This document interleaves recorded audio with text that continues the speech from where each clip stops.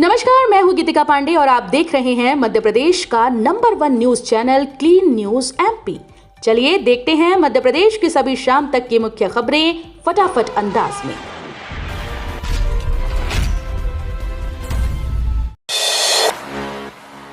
MP के किसानों को बड़ी राहत, अब व्हाट्सएप से घर बैठे होगी खाद की बुकिंग।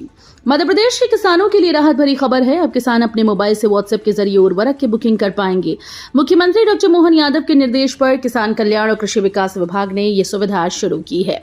किसान आधिकारिक व्हाट्सएप बिजनेस नंबर पर हेल्प या फर्टिलाइजर लिखकर सेवा शुरू कर सकते हैं। इसके बाद चैटबॉट के माध्यम से जरूरी जानकारी देकर उर्वरक की बुकिंग की जा सकेगी।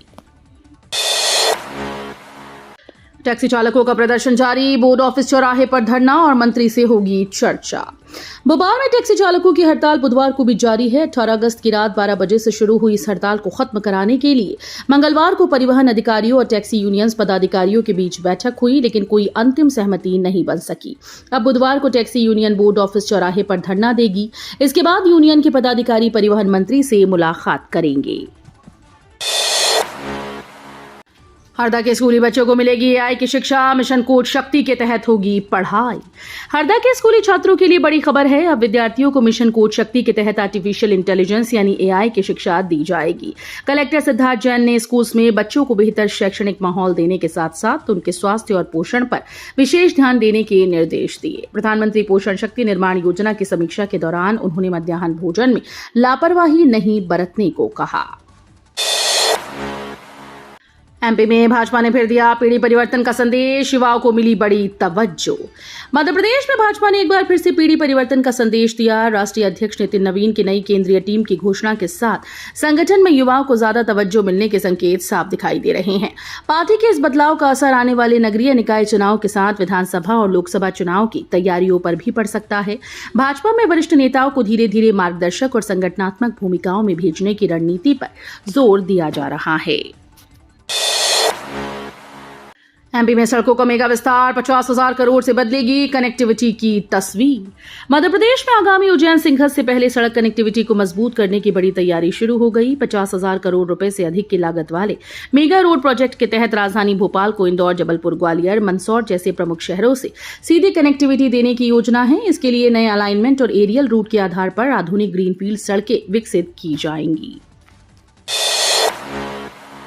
एमपी की 1.25 करोड़ लाडली बहनों को आज बड़ी सौगात, खाते में आएंगे 1750 रुपए। मध्य प्रदेश की लाडली बहनों के लिए आज बड़ी खुशखबरी है। मुख्यमंत्री डॉक्टर मोहन यादव बुधवार को महर में आयोजित राज्य स्तरीय कार्यक्रम में प्रदेश की 1,25,13,000 बहनों के बैंक खातों में सिंगल क्लिक से 2,148 करोड़ रुपए ट्रांसफर करेंगे। इस राशि में हर महीने मिलने वाली 1,500 रुपए की किश्त के साथ रक्षाबंधन के लिए 250 रुपए की अतिरिक्त राशि शामिल है।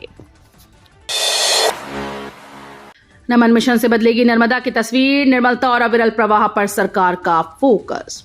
मध्य प्रदेश में नर्मदा नदी के संरक्षण को लेकर मोहन सरकार ने बड़ा फैसला लिया। कैबिनेट बैठक में नर्मदा की निर्मलता और अविरल प्रवाह बनाए रखने के लिए विशेष निकाय गठित करने का निर्णय लिया गया।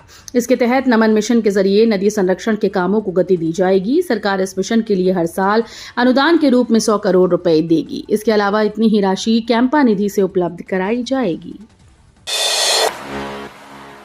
सतना में वन्य जीवों की सुरक्षा पर बड़ा प्लान, 38 जगह बनेंगे अंडरपास और पुलिया। मध्य प्रदेश के सतना में 4 लेन सड़क परियोजना के साथ वन्य जीवों की सुरक्षा का भी खासा ध्यान रखा जाएगा। चित्रकूट मझगवा सतना 4 लेन परियोजना में वन विभाग ने 38 स्थानों पर वन्य जीव, अंडरपास, पुलिया या अन्य उपयुक्त संरचनाएं बनाए रखने की मांग की। इसका उद्देश्य जंगल में रहने वाले जानवरों की आवाजाही को सुरक्षित बनाए रखना है। मौजूदा 2 लेन सड़क को करीब 1653 करोड़ रुपए की लागत से 4 लेन विभाजित मार्ग में बदला जाना है।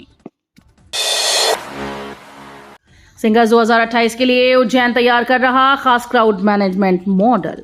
नागपंचमी और सावन के तीसरे सोमवार पर उज्जैन में 12 लाख से ज्यादा श्रद्धालुओं की आवाजाही के बीच प्रशासन ने भीड़ प्रबंधन की बड़ी परीक्षा पास की। एक ही दिन नागचंद्रेश्वर दर्शन, महाकाल दर्शन, बाबा महाकाल की सवारी और सामान्य यातायात का दबाव रहा। प्रशासन ने भीड़ को रोकने के बजाय उसके सहज प्रवाह पर फोकस किया। पुलिस बल, बैरिकेडिंग, डायवर्जन और अलग अलग मार्गों की व्यवस्था से श्रद्धालुओं की आवाजाही को व्यवस्थित रखा गया। मध्य प्रदेश में फिर सक्रिय हुआ मानसून, 3 जिलों में 8 इंच तक बारिश की चेतावनी। मध्य प्रदेश में मानसून एक बार फिर से एक्टिव हो गया और अगले 4 दिनों तक कई जिलों में भारी बारिश का दौर जारी रहने की संभावना है। बुधवार को टीकमगढ़, पन्ना, नरसिंहपुर में अति भारी बारिश को लेकर ऑरेंज अलर्ट जारी किया गया। इन जिलों में अगले 24 घंटों के दौरान 4 से 8 इंच तक बारिश हो सकती है। इसके अलावा 12 जिलों में भारी बारिश की चेतावनी है। प्रदेश के 45 जिलों में गरज चमक के साथ हल्की से मध्यम बारिश और 30 से 40 किलोमीटर प्रति घंटे की रफ्तार से हवाएं चलने का अनुमान है। तो ये थी शाम तक की मुख्य खबरें। रोजाना ऐसे ही मध्य प्रदेश से अपडेट रहने के लिए क्लीन न्यूज एमपी को अभी सब्सक्राइब करें और वीडियो को लाइक करना बिल्कुल न भूलें। धन्यवाद।